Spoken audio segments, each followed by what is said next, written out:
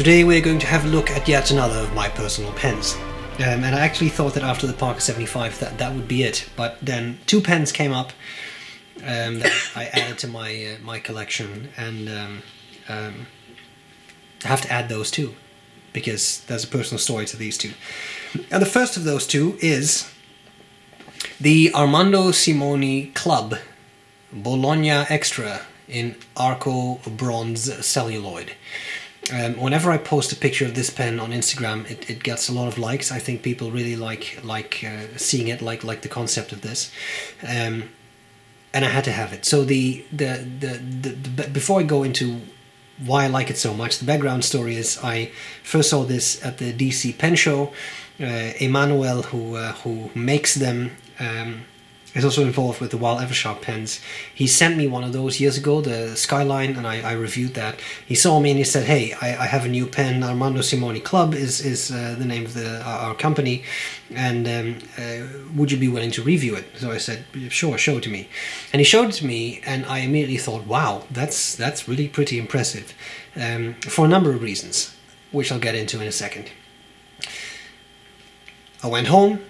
He mailed one to me. And I reviewed it, and I messaged him and I said, okay, this is I have to have it.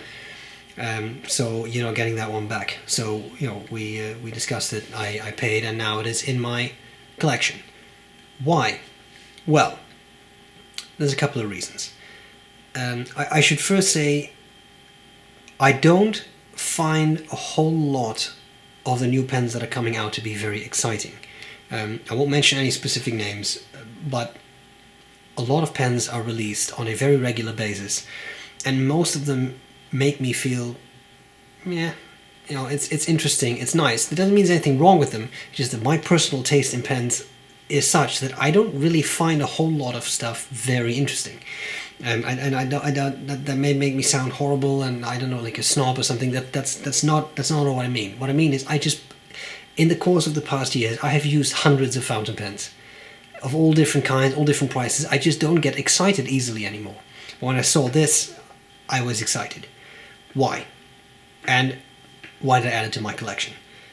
A couple of reasons. First of all, Arco celluloid, and I have a full review of this, so you can check out all. I'm not going to do all the pen parts and such, but Arco celluloid, I think, is one of the most beautiful materials in the pen world. There's the bronze and there is B.R.E, which is obviously a green Arco, which looks like this, but a dark green.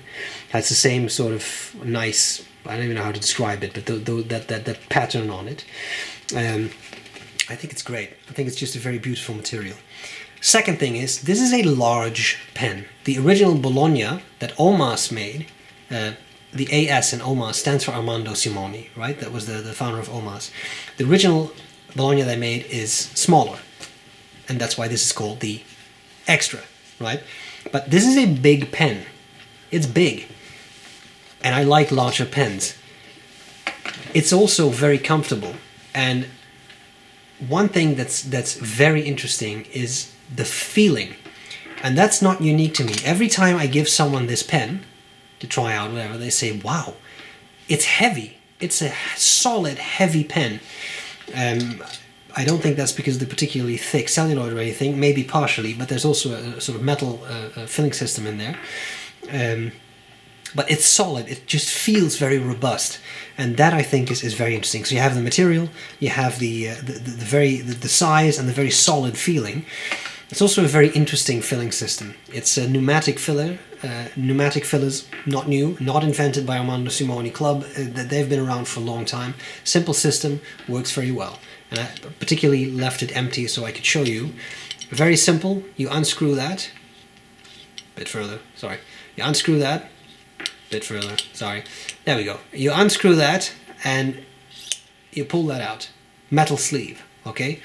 Inside is a sack. Bear with me. Alright, nib, feed, sack. I'll screw that back in. Sorry for the silence broadcast, but kind of want to focus on what I'm doing. Okay, screw that back in. First of all, nib immediately lines up with the pattern again. Clever. How does this fill? Very simple. There's a little hole on top of that. You dunk this into a bottle of ink, not this deeply, but I'm just doing this so that everything is sort of in view. You put your finger on the hole and you just gently push that down. That creates a vacuum, the sac compresses, then you let go. You can even hear a bit of a pop when I do that. There. And then the sac slowly expands, and as it does that, it draws up ink. Very simple, works very well. It's even easy to repair, because at some point, if the sac disintegrates, you put in a new one. You just unscrew the thing, a bit of shellac, get the right sac size, put it in, done. Holds about 2 milliliters of ink. That's not that bad. It's a big pen. If it was an eyedropper, it would hold more, but I don't want an eyedropper. I want an interesting filling system. Because I'm a bit clumsy, so eyedroppers and me don't typically go that well together. So there is that interesting filling system, not just a cartridge converter, it's an interesting filling system. And finally, what I really like is it's a number 8 nib, which they call the Magic Flex. Ebonite feed nib. This is rose gold plated. It's 18K, and it does flex a bit. It does have some spring. They warn you not to over flex it. The interesting thing is the ebonite feed, you can see that line right there. That line actually is a part of the feed that they've made a groove in it. So when you have the feed like this and you flex it, you're exerting pressure on the tines open up a bit, but the feed opens up with it, so it moves with it. And that way you don't lift off the nib off of the feed, which happens with a lot of modern pens. Then there's no ink flow and it railroads.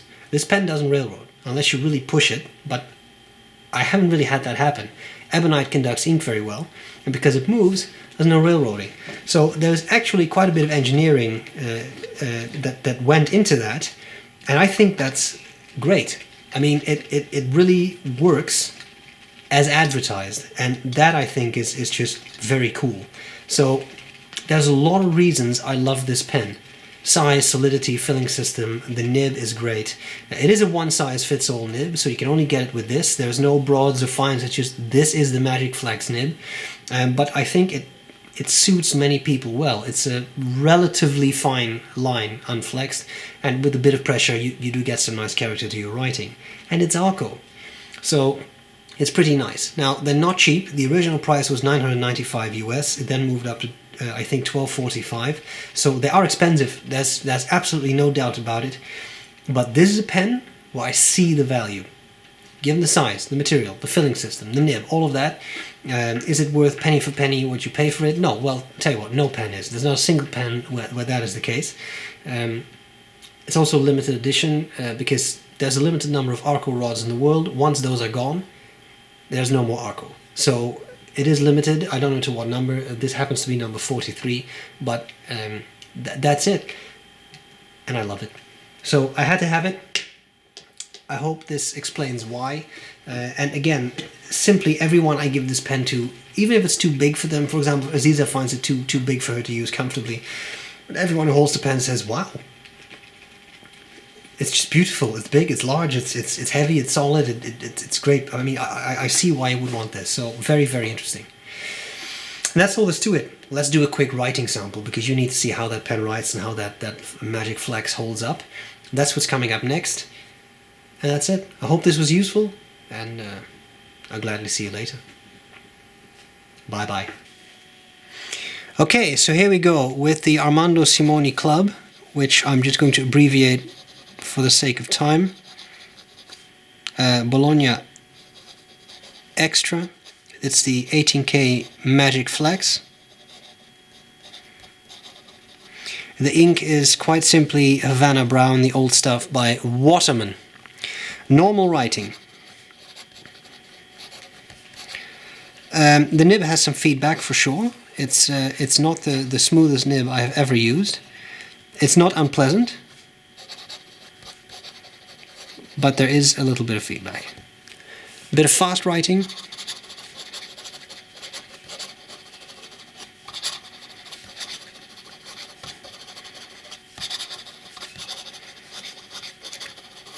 Nice performance, no real skipping that I can tell.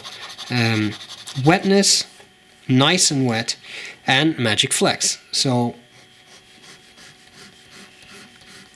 again, they do warn you not to over flex it, but with this nib,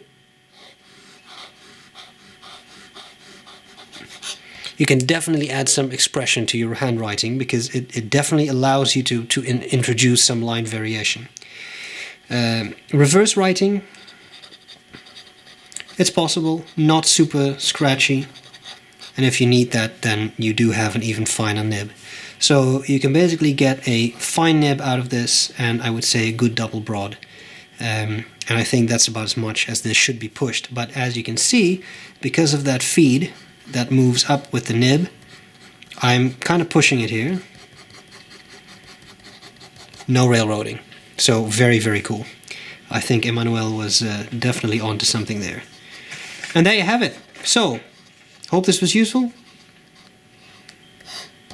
And I'm glad to see you later. Bye-bye. Bye.